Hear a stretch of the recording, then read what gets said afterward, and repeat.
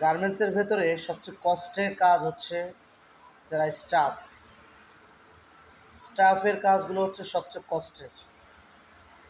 Staff কাজ করে না, বাট কাজ করায়। যেমন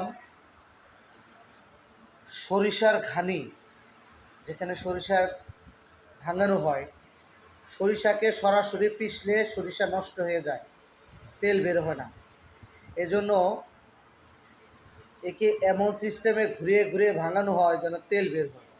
সেম কোনো অপারেটর কিংবা ওয়ার্কারকে যদি সরাসরি হিট করা হয় তাহলে কখনো প্রোডাকশন কিংবা কোয়ালিটি আসে না।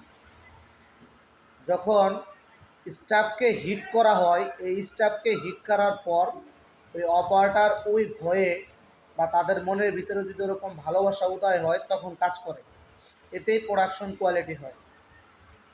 সো গার্মেন্টসের স্টাফ হচ্ছে ঘানির বলদ। সে যত কথা শুনতে পারবে, যত লোড নিতে পারবে, তত ফ্যাক্টরি উন্নত হবে, প্রোডাকশন হবে, কোয়ালিটি ভালো থাকবে।